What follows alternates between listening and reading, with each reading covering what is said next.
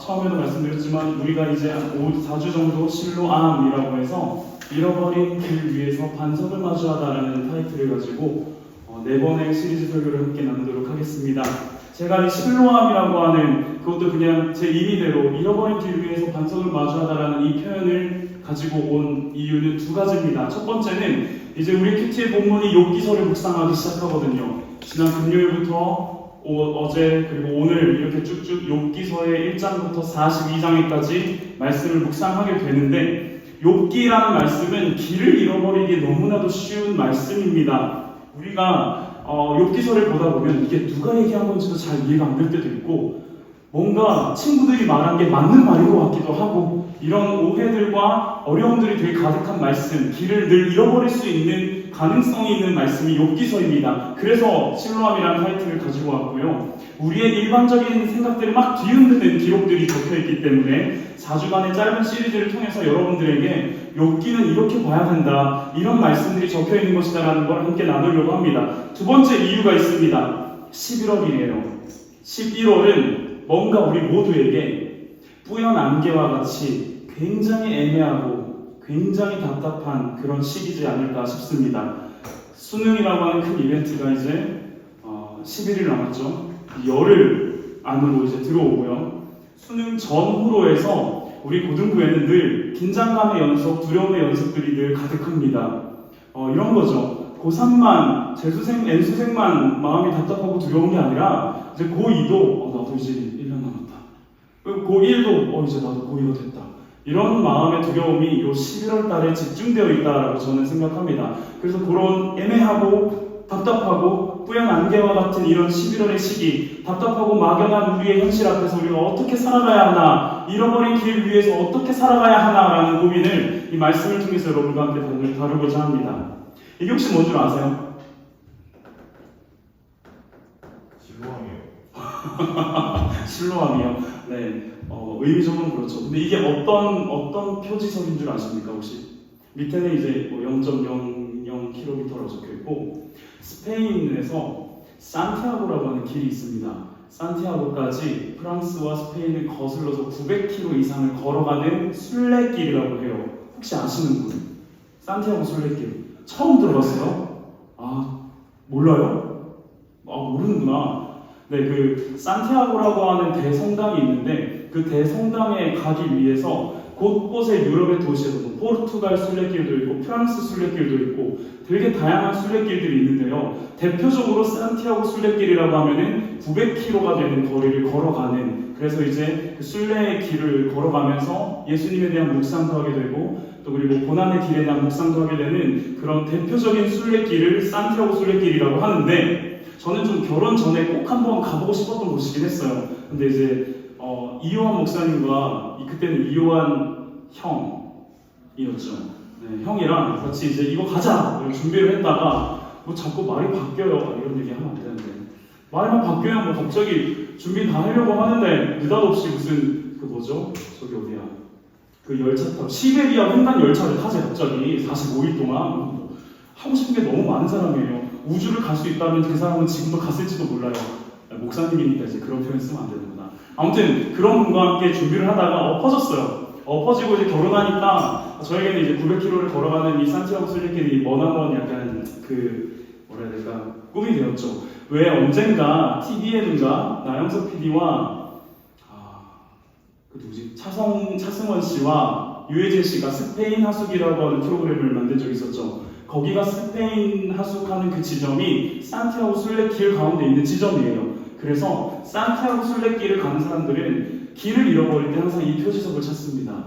이렇게 원래는 조개 껍데기예요. 이게 조개 껍데기 모양으로 산티아고를 향하는 방향을 가르쳐 준다라고 해서 항상 길을 잃었을 때 찾아보는 그런 어떤 이정표, 도로 위에서의 이정표와 같은 것이죠.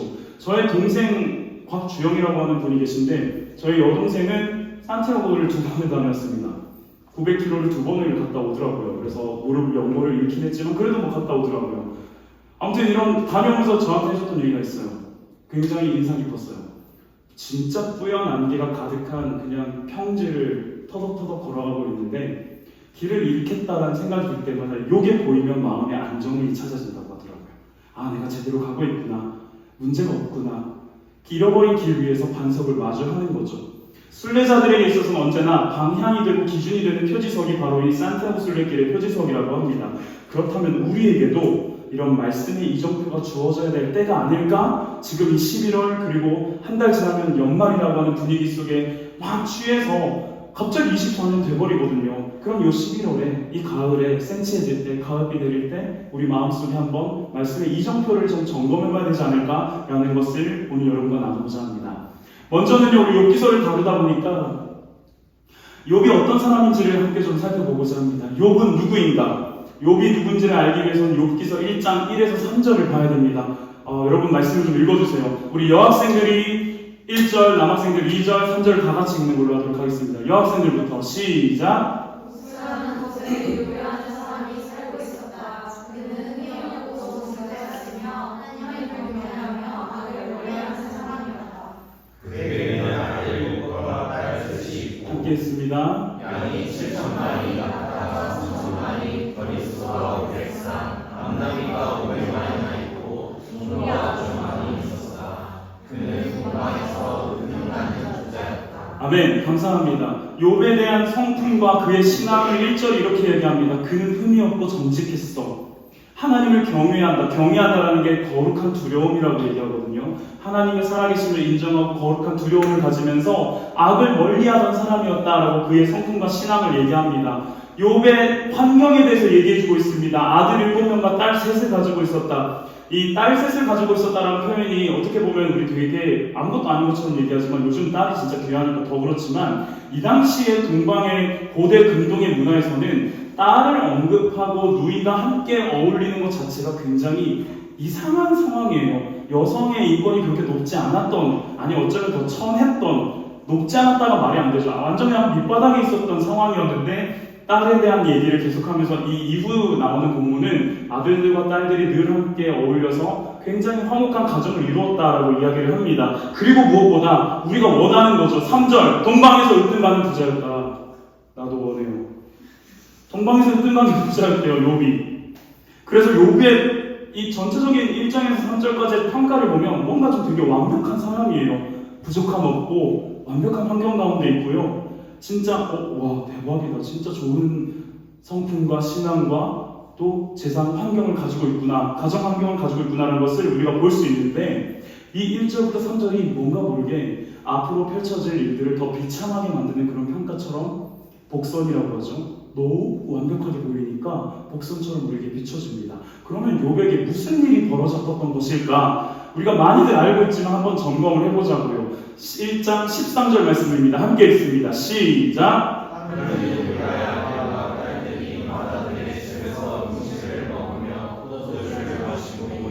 여기서 제가 보는 가장 중요한 표현은 하루는입니다. 하루는 평범한 하루와 일상이었습니다. 그 누구도 예상하지 않았고 너무 갑작스러운 상황, 예상하지 못했던 너무 갑작스러운 상황을 그냥 여기서는 진짜 평범했어. 하루는 이라고 이야기를 하고 있습니다. 얼마 전에 이태원 참사의 1주기가 있었습니다.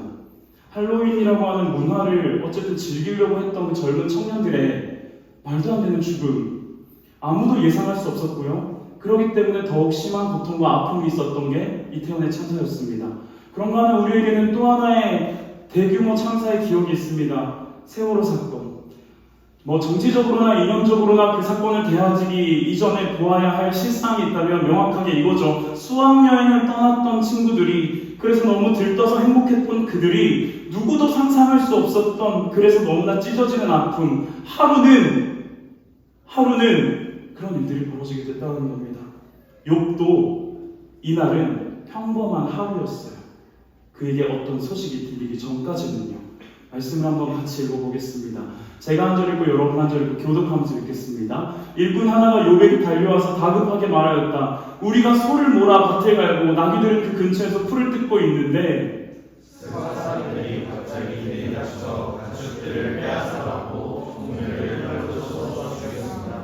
저 혼자만 겨우 살아남아서 주인어른에게 그렇게 소식을 전해드립니다. 일꾼이 아직 말을 다 마치지도 않았는데 또 다른 사람이 달려와서 말하였다. 하늘에서 하나님의 불이 떨어져서 양떼와 목동들을 살라버렸습니다. 저 혼자만 겨우 살아남아서 주인 어른께 이렇게 소식을 전해드립니다.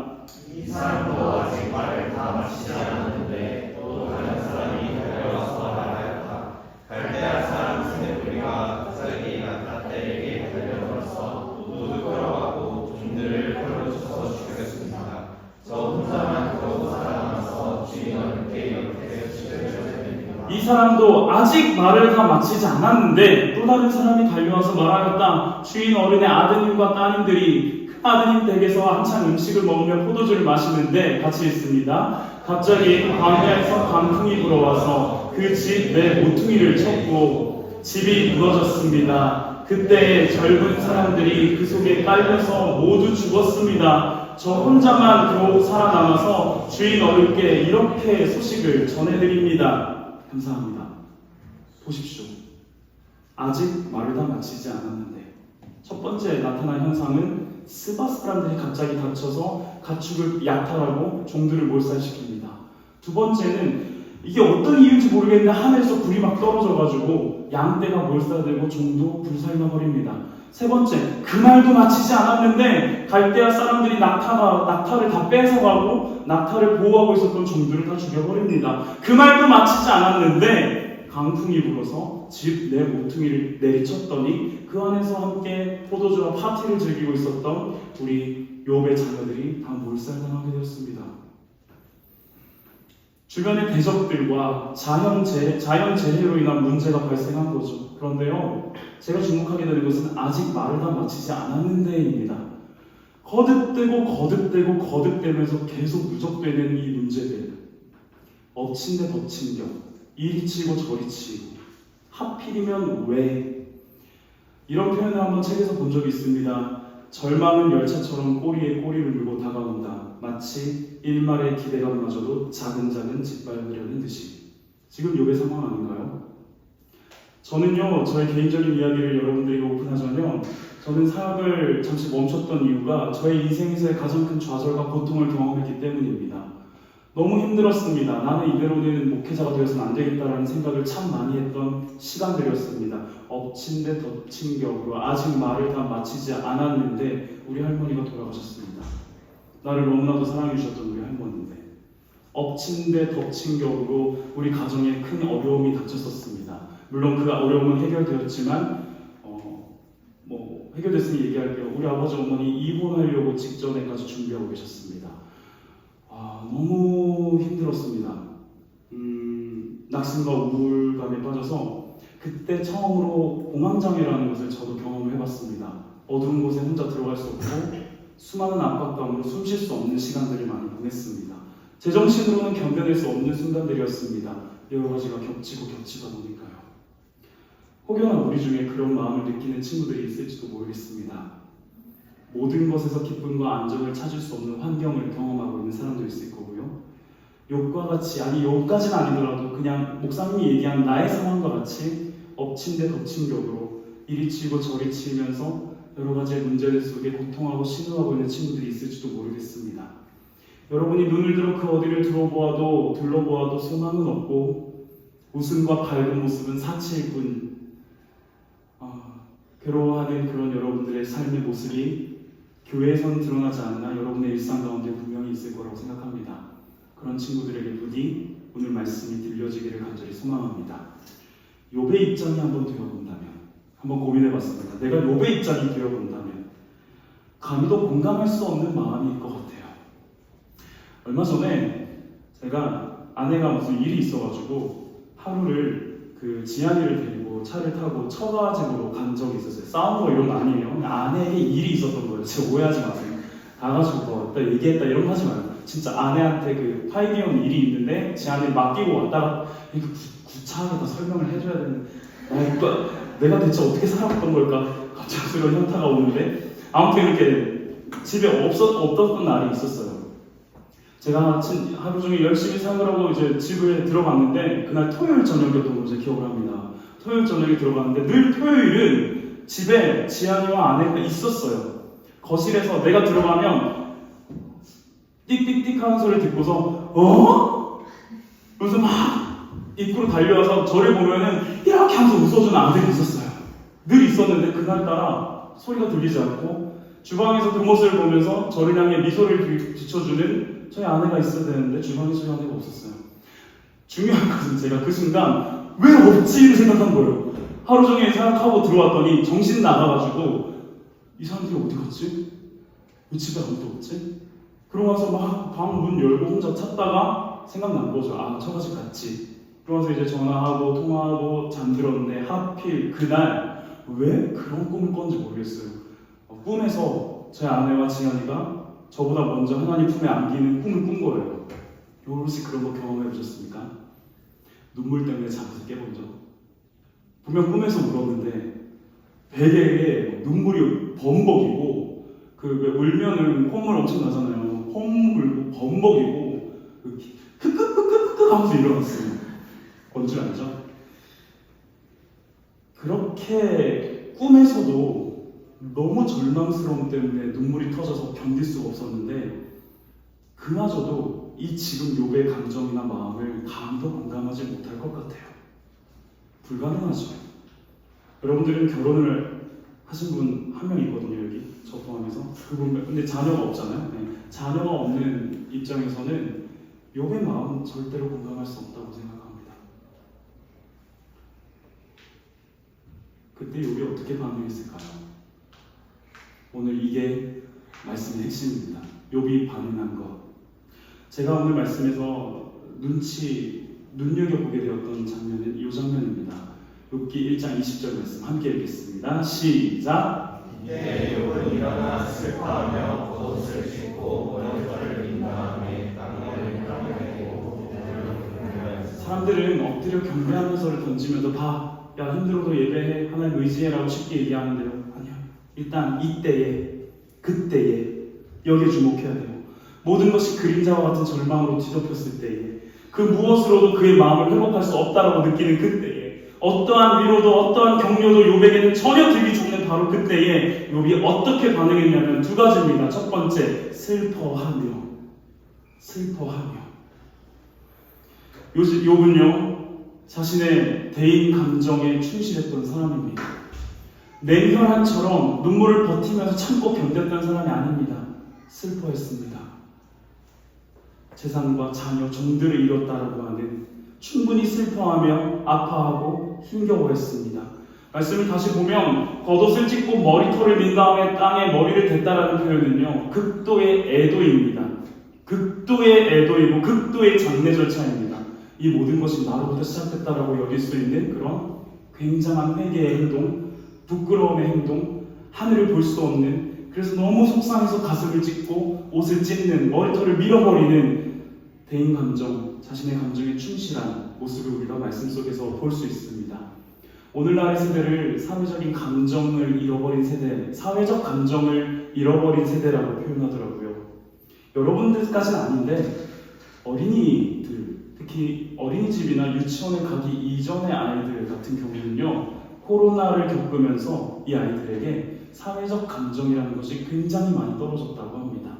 대표적인 예를 제가 요즘 육아 관련된 책이나 유튜브를 진짜 많이 봐야 돼서 우리 아들 왜 얘기하지 마. 그 아들 때문에 이제 육아 관련된 내용들을 이렇게 보는데 이런 박사님이 이런 얘기를 하더라고요. 한 분이 요즘은 사회적 감정을 너무 다 상실해버려서 이 아이들이 내가 더 중요한 감정선의 자리를 차지한대요. 이게 무슨 말이냐면 예를 들어 이런 거예요. 놀이터에 갔어. 그네를 타고 싶은데 누가 그네를 타고 있네.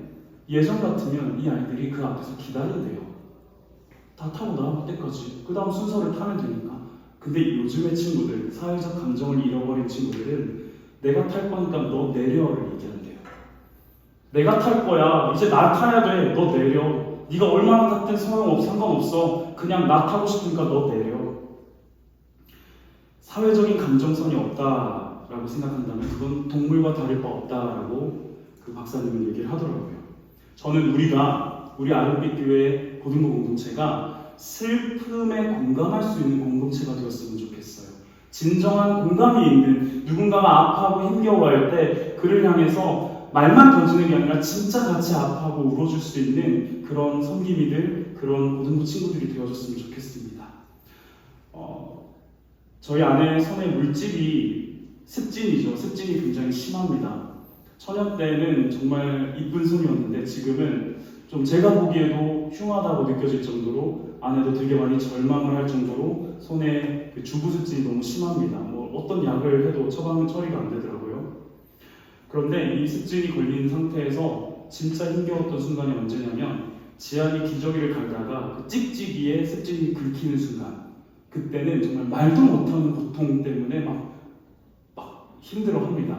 한번 제가 집에 없었는데 아내가 지안이 기저귀를 갈다가 그 습진을 건든 거예요. 너무 아파가지고 진짜 눈물이 나서 울었대요. 근데 그날따라 또 이제 혼자 육아를 하는 것에 대한 그 서러움이 한 번에 폭발이 된 거죠. 그래서 그냥 앉아가지고 지안이 있는데도 그냥 펑펑 울었대요. 그때 곽지안의 행동에 대해서 저희 아내가 이렇게 서술을 했습니다. 저한테 말해줬습니다. 지안이가 갑자기 일어나서 거실로 뛰어나가더래요. 그래서 아내가 빡쳤대요. 이 자식이 엄마가 아파서 울고 있는데 나가서 또 빠방 가지고 놀려고 뛰어나가는구나. 근데 얘가 갑자기 우두두두두 뛰어오면서 뭔가를 엄마 손에 탁 쥐어주는데 그 손수건이 담겨있는 지퍼백을 엄마 손에 탁 쥐어주는 거예요. 그래서 이게 뭐냐 그러니까 그때까지 저희 아내는 눈치를 채지 못했어요. 지안이의 의도를. 그래서 막 지안이가 이렇게 이제 얘기했대요. 지안이 그 지퍼백을 열어달라고 해서 이제 울면서 이걸 열어줬더니 지안이 거기서 손수건 하나를 꺼내서 아내의 눈물을 닦아줬대요. 뭐 이게 아빠의 모습을 본 거죠. 내가 봤을 때 사회적 감정선은 가정교육은 뭘 보여줬느냐가 중요한 거예요, 여러분. 이렇게 되면 내가 너무 아내를 많이 울린 사람이 되는 건지 모르겠는데 아무튼 이렇게 눈물을 닦아줬대요. 그러면서 혼자 마음속으로 느꼈습니다. 아, 얘는 아직까지 소망이 있다. 누군가의 아픔을 함께 아파해 줄 수 있는 사람이 되려면 내 스스로가 그 아픔에 대해서 경험을 하고 그 아픔이 회복된 사람이야 말로 그 누군가의 아픔을 같이 공감해 줄 수 있다고 합니다. 누군가의 슬픔에 함께 울어줄 수 있다는 것은 그 사람의 마음이 메마르지 않았을 때야만 가능하다고 해요. 저는 우리 고등부가 누군가의 아픔에 함께 울고 누군가의 눈물에 함께 울어줄 수 있는, 닦아줄 수 있는 그런 고등부가 됐으면 좋겠습니다. 그런가 하면 욥이 보여줬던 두 번째 태도는 이겁니다. 이때 욥은 일어나 슬퍼하며 겉옷을 찢고 머리털을 민 다음에 머리를 땅에 대고 엎드려 경배했습니다. 진정한 경배를 했습니다. 왜 이게 진정한 경배입니까? 라고 얘기한다면 그 다음 구절 때문입니다. 21절은 이렇게 말합니다. 못해서 빈손으로 태어났으니 죽을 때에도 빈손으로 돌아갈 것입니다. 주신 분도 주님이시요 가져가신 분도 주님이시니 주님의 이름만 찬양할 뿐입니다. 라는 고백을 욥이 하나님 앞에 남겼습니다. 이 고백은요, 모든 것이 하나님께로부터 말미암았다라고 하는 좀 어려운 말로 하나님의 주권에 대한 고백입니다. 도무지 내가 이해할 수 없는, 내가 상식적으로 이해할 수 없는 순간 앞에서도 하나님의 이유, 하나님의 뜻을 신뢰하는 모습이 이 고백입니다. 그러면서 제가 다시금 주목하게 된 오늘 말씀이 있습니다. 함께 읽어봅시다. 시작. 이렇게 욥은 이 모든 어려움을 당하고서도 죄를 짓지 않았으며 어리석게 하나님을 원망하지도 않았다. 어리석게 하나님을 뭐하지도 않았다? 원망하지 않았다. 제가 네이버 사전에다가 원망이라고 검색을 해봤어요. 정확한 의미가 뭘까? 근데 거기서 파생되는 표현을 이렇게 쓰더라고요. 남 탓. 원망은 남 탓하는 거라고. 조금 어려운 말로 표현한 이거죠. 책임 전가. 원망, 남 탓, 책임 전가. 원망과 책임 전가의 시작이 언제인 줄 아십니까? 선악을 알게 하는 나무의 열매를 먹었던 인류가 원망과 책임 전가를 제일 먼저 합니다. 하나님께서 그들을 찾아서 니네 지금 뭐하고 있니? 어떻게 이렇게 부끄러운 거 알고 무화과 나뭇잎으로 몸을 가렸니? 라고 얘기했을 때 아담이 말하죠. 하나님, 당신이 나에게 준 저 여자가 나에게 선악과를 줘서 내가 먹었습니다. 그냥 내가 먹었습니다. 잘못했습니다. 아니요. 당신이. 그러니까 이 책임 전가는 하나님한테 돌리는 거예요. 하와한테 하는 것 같지만 하나님한테 돌리고 있어요. 당신 때문이잖아요. 하와한테 하나님께서 딱 가서 넌 왜 그랬니? 라고 물어보니까 하나님이 만드신 저 뱀이 저에게 유혹을 해서 내가 먹었습니다. 그러니까 둘 다 다른 대상을 탓하는 것 같죠. 사실 하나님을 탓하고 있는 거죠. 원망하는 거죠. 책임 전가하는 거죠. 충분히, 너무나도 충분히, 여러분도 그렇지 않을까요? 충분히 하나님을 탓할 수 있는 욥이에요. 하나님을 원망할 만한 욥이에요. 근데 그는 원망을 택하지 않더라고요. 욥이 처할 수 있는, 욥이 그 상황 가운데 처할 수 있는 두 가지의 자세가 있습니다. 하나는 원망이고 하나는 앙망입니다. 그런데 욥은 원망을 택하지 않고 앙망합니다. 앙망이라는 것은 우러러 바라본다라는 거죠. 경배하고 예배하고 하나님, 주신 자도 하나님이시요 거두신 자도 하나님이십니다라고 고백하는 겁니다. 말씀을 저에게 적용해 봤습니다. 솔직한 감정을 말씀드릴게요. 이 말씀을 읽고서 짜증이 났어요. 비참했어요. 괴로웠어요. 왠지 아세요?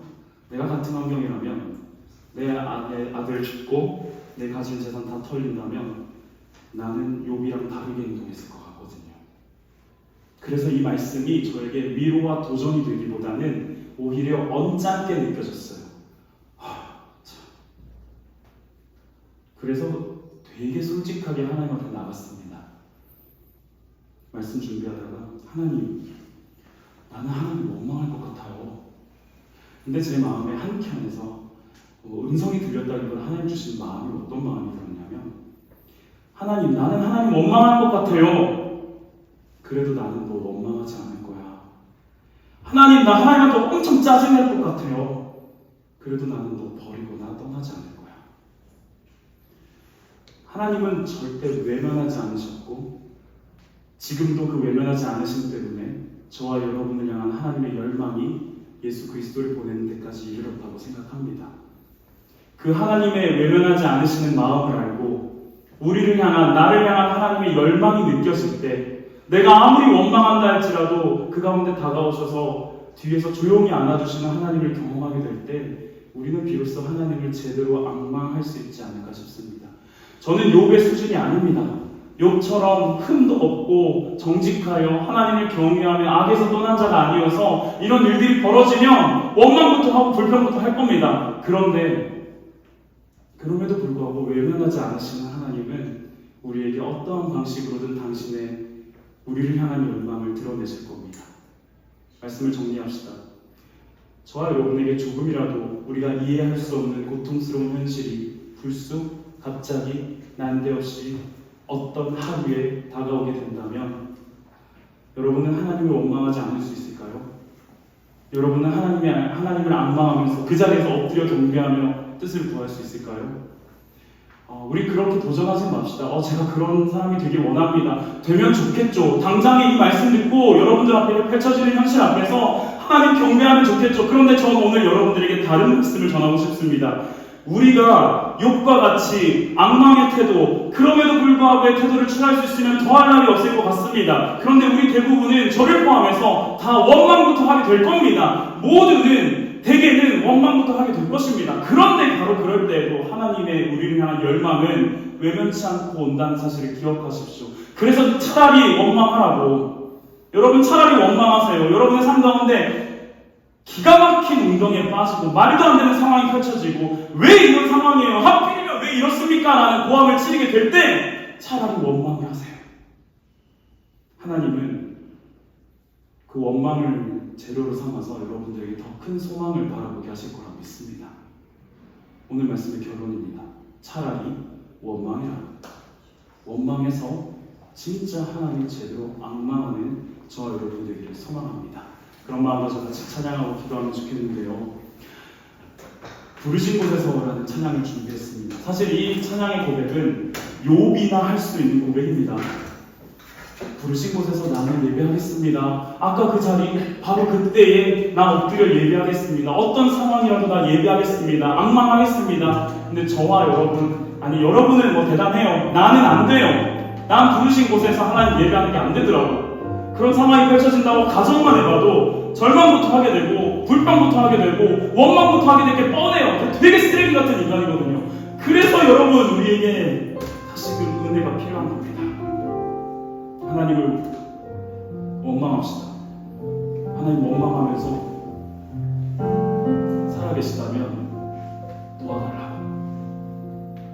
그게 더 어쩌면 진짜 하나님을 인정하는 고백이지 않을까 싶습니다.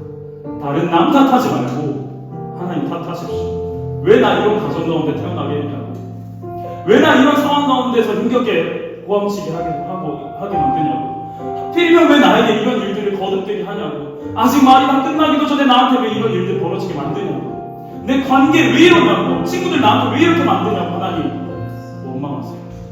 그때 그 원망을 재료로 하나님께서 여러분들에게 진짜 큰 소망을 주실 줄 믿습니다. 우리 하나님은 그런 분이십니다. 같이 함께 찬양할까요?